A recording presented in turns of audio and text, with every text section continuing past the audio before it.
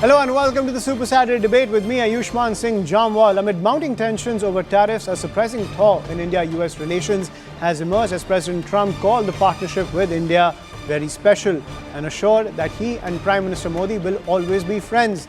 Trump just added the line, and I quote, "I do not like what Prime Minister Modi is doing right now," continuing his narrative surrounding India, but toning down the language, namely after calling India a dead economy, a laundromat for the Kremlin, and even suggesting that Brahmins are profiting from the Ukraine conflict. Nonetheless, in a measured response, Prime Minister Modi reciprocated the sentiments, highlighting the importance of furthering global strategic ties between the two countries.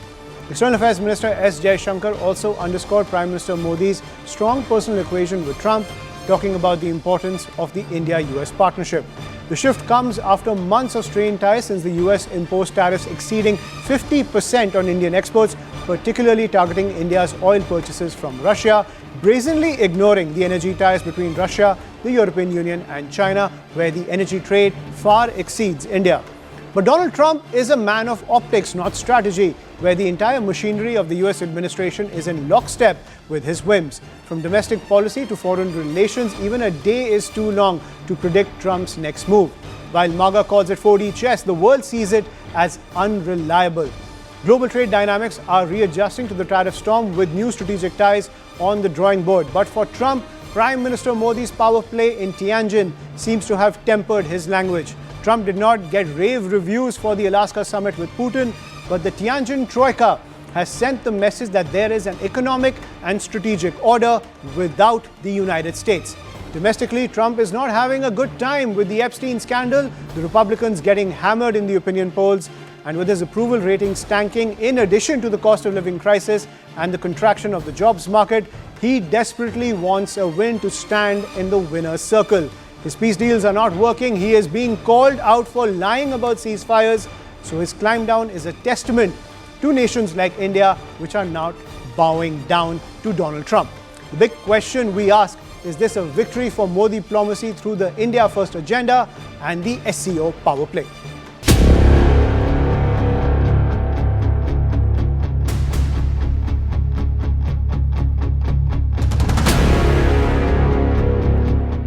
India was charging us tremendous tariffs, about the highest in the world. They were about the highest in the world, number one.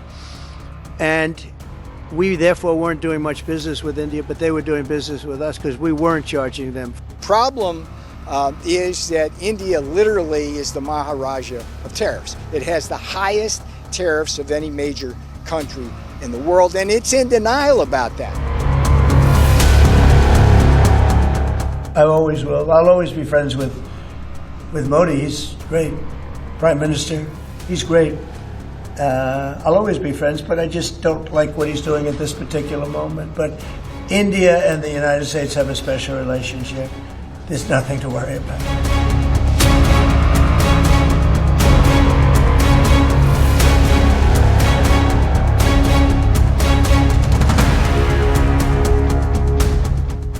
Prime Minister Modi obviously attaches enormous importance to our partnership with the United States. But the point is, look, we are engaged, we remain engaged with the United States, and at this time, I can't say more than that.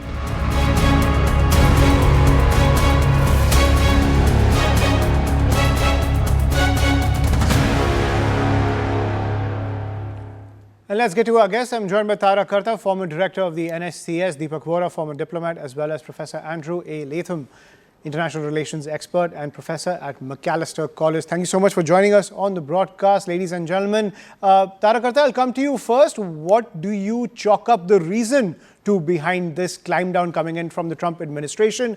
He is a very mercurial figure, be it his domestic politics or his foreign relations. Has he seen the optics of Prime Minister Modi, Vladimir Putin and Xi Jinping? And does he want to stand in the winner's circle? That's why he's climbing down on his language against India?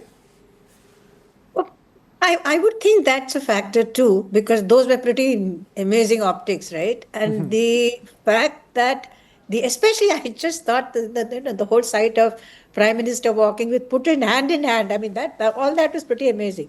But I think the shift is more in terms with what our Minister Piyush Goyal said, that a trade deal is in the offing.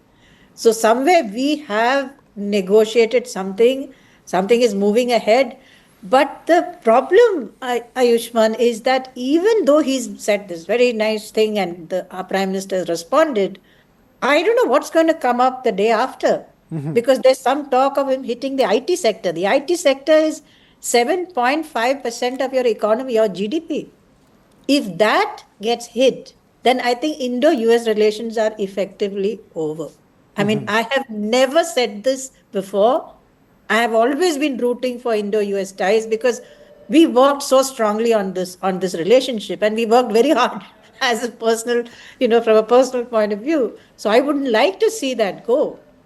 But if it is true, I don't know if it's true, but if that is true, then this relationship is done.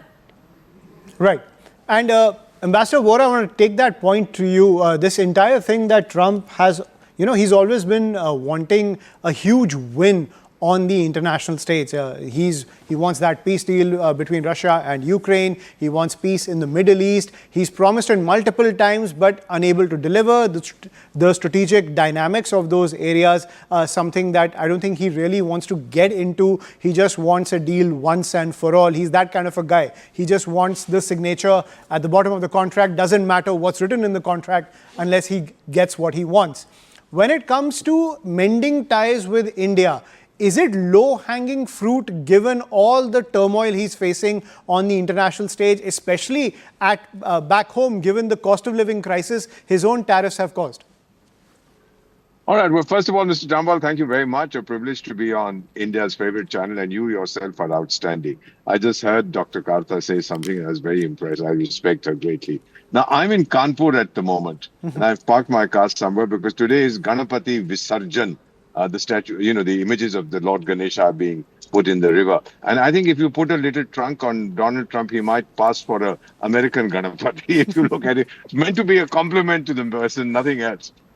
Sir, my wife and I have been married 48 years. When children were small and we ever had an argument, and please bear with me on this. Yeah. My wife and I had an argument. The kids would come up, and my wife and I would say, "Hum baat nahi karenge ek dusre." The kids would come up and say, "Dad, apologize to mom." So why should I have to apologize? They say, well, you apologize. Now, this is exactly what this guy, Sputnik, I think is his name, Sputnik, the Commerce Secretary of the United States.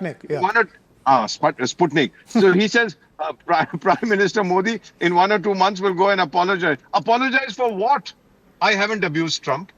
I haven't imposed tariffs on him.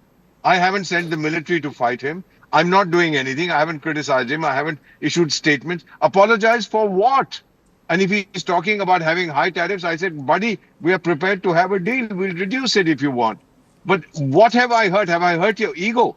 And I should apologize for saying that you didn't play a role in the India-Pakistan ceasefire. We did it. Is that what is hurting you? All right, then tomorrow from the rooftops I'll scream, what a great guy. Have you read the Mahabharata, sir? There's a war between the Kauravas and the Pandavas. But that war didn't take place because Donald Trump arranged a ceasefire. So we're going to rewrite the Mahabharata also. And this kind of ego issue that he has, it's one-sided.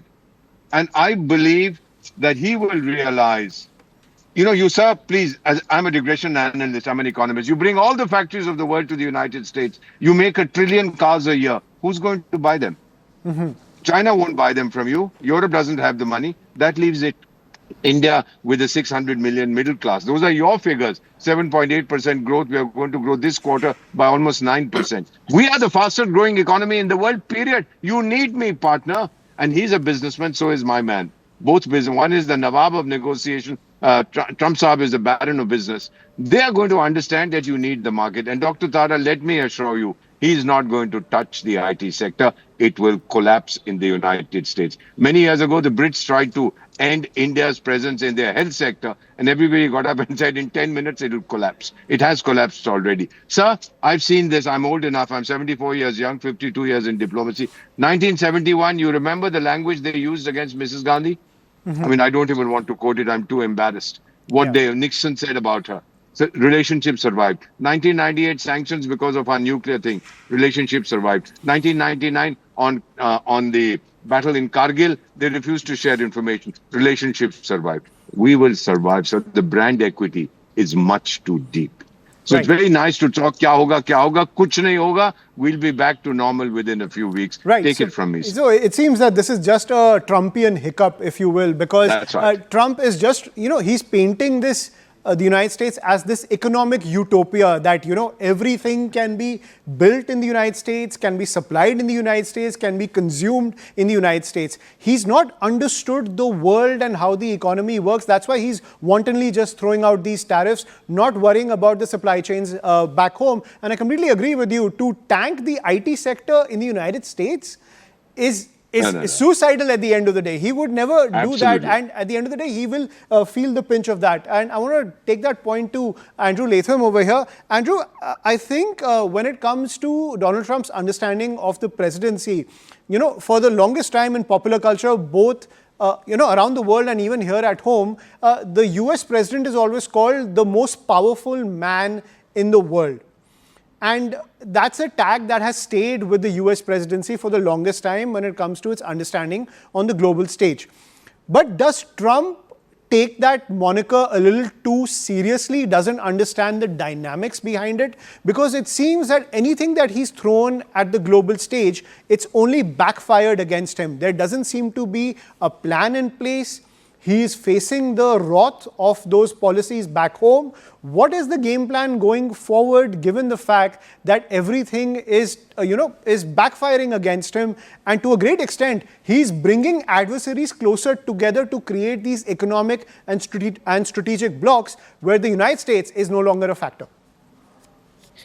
Well, first of all, I did not expect to hear the Mahabharata mentioned this morning, so kudos to my colleague.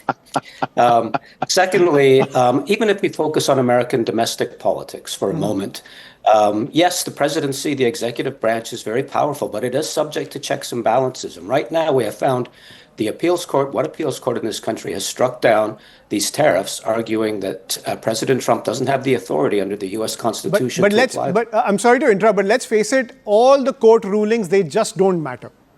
Trump is not listening to your own judiciary, so he's just, and he can power anything through the House of Representatives, the Senate, because he has the Republican majority there. And let's face it, he's not listening to the courts. Well, he's not listening to the lower courts, but it's about to go to the Supreme Court. And there he'll have no option, short of a coup. And I think one has to be fairly deranged to think that he's actually going to pull off a coup. So I think in terms of American domestic, not just politics, partisan politics, but the constitutional arrangements, there are limits to what President Trump can do. He may be realizing that now, which might in part account for backpedaling. But if we focus on the international stage, there's a different dynamic at play. I like to think of it in terms of the froth on top of the ocean versus the deep and powerful currents beneath the surface. All of this posturing on his part, all of his disparaging of India, even the imposition of the tariffs, it's froth. Mm-hmm. It's froth. But if we look at the deep currents that connect India and the United States, we will see, as your previous two guests just pointed out, that relationship remains strong because it's rooted in the national interests of both the United States and India. Mm-hmm. They simply see that relationship in the post-unipolar moment, in this multipolar world in which China is flexing its muscles, if nothing else, and China envisions at least a regional, if not a global order in which India is subordinate to China. India has no interest in that. India doesn't want to play lapdog or second fiddle to Washington or Beijing. It has a proud and long history of non-alignment / multi-alignment / strategic autonomy. And right now, that tradition is pushing New Delhi in the direction of a little bit standoffish with Washington on the surface, but beneath the surface, close and enduring ties. I, for one, am not that, and I agree, by the way, that even if Trump retains a tariff authority, to go after the Indian IT sector and to have his MAGA supporters paying $3,000 for an iPhone, I don't think that's a winner for him in terms of his domestic politics either. Yeah.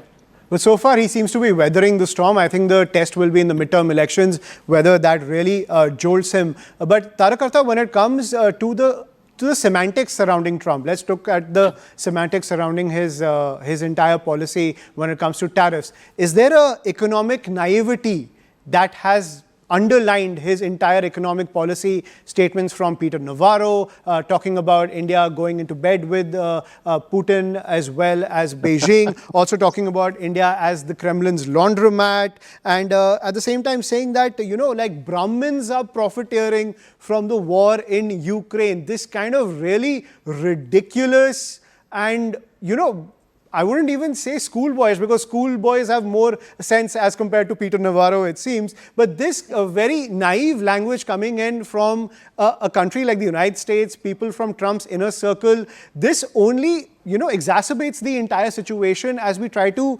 create a strategy to deal with this tariff storm. Actually, you're absolutely spot on. Because, and first and foremost, I wouldn't call it naivety, I'd call it outright rudeness and stupidity. This is not the way to conduct diplomacy. We've had differences in the past. Even with Biden administration, there was a lot of talk, which went on as to how things could work out. But it was done quietly, diplomatically, and it went through. This guy's a nut. This Navarro, I'm sorry, he is crazy. But apart from that, what I wanted to say was that they are pushing you to a point where it becomes difficult for us to make a concession. And I don't understand. Because if you haven't understood anything, at least understand that this is a democratic country. The leader is accountable to the rest of his people. So if tomorrow, if Prime Minister Modi says, okay, you know what, take your 20% tariffs or what, he has to answer to the people. This is not a dictatorship. So now how can you not get that? But I would totally back what Dr. Latham said, that there is, I see so much of activity on Indo-US ties which are going on so far. So there's a lot of work going on in different fields, including, I think, the Alaska exercise, which has just taken place, Quad exercise in Hawaii. There's a lot of stuff. But the trouble is that this kind of language is creating very strong anti-American sentiments in India. And there's a very strong right wing in the US, which is also backing this. So I'm a little apprehensive that this may shift into, hate attacks against Indians, against that. That is what actually is I'm really apprehensive about. Because if that happens, then it's a rolling current. Absolutely, and it's a card I don't think Trump would ignore. This is the same person who sicked his supporters on the US Capitol after losing the elections. Yeah. I don't think it's a political card that he will ignore. But Professor Latham, I want to come to you on this point, talking about Peter Navarro. This is a man who, in books like Death by China, something that he wrote, he cited an expert named Ron Vara and presented as an economist. He later investigations discovered that Ron Vara is an entirely fictional character. It's just a shifting of the letters of Navarro. So he invented his own economist to make his case against China. He's someone who in September 2023 was convicted on 2 counts of contempt of Congress. In January 2024, he was sentenced to 4 months in prison, becoming the first former White House official jailed for that offense. And this is a person who's become the face of Trump's tariff policy. Is Trump suffering from this circus of incompetence which is tanking his image on the global stage as well as back home? Well, doubtless. The very poor theatrics of Peter Navarro are just unbelievable to me. And it's an open question whether he's actually channeling Donald Trump directly or whether that's his own thing. I think on a deeper level, if we look at American domestic politics, the wealthiest and increasingly powerful demographic or diasporic community in the United States is Indian Americans. Very wealthy, very successful, and increasingly consequential in terms of partisan politics. Historically, they have gravitated, not entirely, but gravitated towards the Democratic Party. And in the last 10 years, they've begun to drift in the direction of the Republican Party. Trump 1.0 was very popular with not all, but big chunks of the Indian diaspora in the United States. And now that appears to be reversed because of the rhetoric, because of the optics and theatrics coming out of the White House and the Oval Office in particular, but also the Peter Navarros of this administration. So he's shooting himself in the foot, as it were, in terms of American domestic politics as well. Why he chooses the advisors that he has chosen is beyond me. I certainly wouldn't choose them, except here's the logic. Trump 1.0 The guardrails were in place. He was hemmed in by policy professionals, whether it's in the diplomatic realm or the economic realm or whatever the case might be. And they said, Mr. President, thus far and no farther. You can't do this. And he knuckled under, as it were. Trump 2.0 is different. He is not talking to those people anymore. Now it's people who are sycophantic, who simply, he says jump, they say how high. Absolutely. And that's why Trump 1.0 is very different than Trump 2.0, especially in terms of ties with India. I mean, look no further than the HHS department under Robert Kennedy, which is now being manned by vaccine deniers. I mean, I never thought that the United States would be leading this anti-science movement when it comes to public health, like we're seeing under Robert Kennedy, who just got eviscerated in that latest Senate hearing. Ambassador Vora, I want to come to you on this point. A recent poll by Morning Consult for the Century Foundation found that 60% of Americans attribute the rising cost of living to Trump's policies.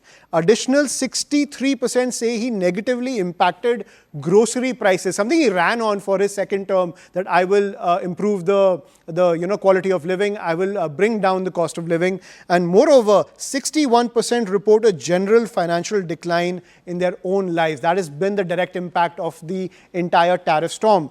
Talking about Russia, he's weaponized the entire Russia narrative. Now, but the US imports uranium, hexafluoride for its nuclear industry, palladium for its EV industry, fertilizers and chemicals from Russia. At the same time, in Alaska, Putin also said that when the new administration came to power, bilateral trade started to grow. It's very symbolic. Still, we have seen growth of 20%. When Trump is called out on all of these matters, like he was called out by an Indian journalist, he just says, I don't know. And he is a president who seems to get away with saying, I don't know. And the MAGA base just turns to the people around him trying to find the next target to kind of blame for these kind of policies. So it's a weird political dynamic that we see around Donald Trump, which has created such an unstable setting on the global stage. Sir, you put it across brilliantly. Professor Latham, I just want to say that we in India, we like Peter Bizarro, because it gives us comic relief. We laugh at all the stuff that he talks about. Sir, I'll just answer this in American domestic politics. I love that country. I spent time there. Our kids were born there. We just absolutely adore the United States. The people. Now, the present regime, whatever it is. But let me put it to you that the damage that they have tried to do to our relationship, best exemplified as I was driving from Lucknow Airport, the capital of Uttar Pradesh, to Kanpur. The driver of the cab who brought me here, I was talking on the phone to someone like you, and we were talking about what is he up to. And this guy turns around and says, sir, a country like the United States, can't they find a president other than Trump? Now tell me, what am I supposed to say to that? Can't they find another fellow who they've got this clown? And then you know what, the Indian social media, you know it better than I do, that while you are accusing us of jumping into bed with Putin and Xi Ting-tong, you are in bed with the Pakistani jihadis. So who has a better bargain? I mean, we are angry about this, the people of India. Mr. Trump, President Trump, we respect you, we love you. We've never abused you, we've never cursed you. We're the children of Chanakya. We are brilliant in diplomacy. We can teach the world diplomacy. I'm the founder director of the Sushma Swaraj School Foreign Service Institute in Delhi. Please come, we'll give you some lectures on how to behave. Because Chanakya said, you disagree with an adversary, you close the door, but keep the window open. You never know when you might have to go through it. Right. And Tarakarta, he's always known as Teflon Don, like nothing affects him. He's always given that moniker in the United States that this man, Teflon Don, no matter what you throw at him, nothing sticks. But when it comes to this entire tariff policy, this bizarro foreign policy that is being pushed by Trump, where he looks for a win, do you think that even though, as Professor Latham is pointing out, the guardrails have gone as compared to Trump 1.0, do you think there are still forces at play that can direct him or at least manage him in the right direction? Could we see Taco Trump, Trump always chickens out, once again play out when it comes to these kind of foreign policy decisions? No, I think the point made by Professor Latham was very, very thought on, because he simply doesn't seem to have the advisors needed, including, anyway, those advisors. But I would hope that within the bureaucracy, because the bureaucracies work by and large the same in every country, right? That there are people who are saying, look, let's not do this, let's go ahead and try and stabilize this relationship. See, he's a businessman. He's, to put it slightly intemperately, it is something like your grocery wala saying, I will not give you rice for 150 bucks until you agree to what I say. That's how he works. And But let's be fair also, he's been a very bad businessman. He's a man behind a lot of failed projects and a lot of bankruptcies. Let's put that on record. Yeah. But you know what? Couple of things he's done I've actually liked, for the fact that he said that, look, who asked you to go to war in Ukraine? He called that out. Who asked you to go on running? I mean, that's what it's not that he's he doesn't know what he's doing. This is how he works, and this is how he works even with allies, with the closest of allies. So we have to deal with it, and there's no ego in, I mean, Ambassador will bear me out. There's no ego in international relations. You have to deal with them as best as we can. It's as simple as that. And I think we will deal, because, like I said, there's a lot of things which are going on, and they continue to go on regardless of his shouting match. Right. So pragmatism will outweigh politics. It's the hopeful sign coming in from our Indian experts. Hopefully, Trump sees it the same way. Hopefully, he's badgered and hammered in the right direction by forces around him to know that the strategic good is in having good ties with India. Thank you so much for joining us on the broadcast, Tara Karta, Deepak Vora, as well as Professor Andrew Latham, for your very honest view about the situation in the United States. I've always seen that when it comes to MAGA, you don't really get that. But thank you so much for sharing an honest perspective on the situation in the United States. But that's all we have to pack in on the show. Good night and take care.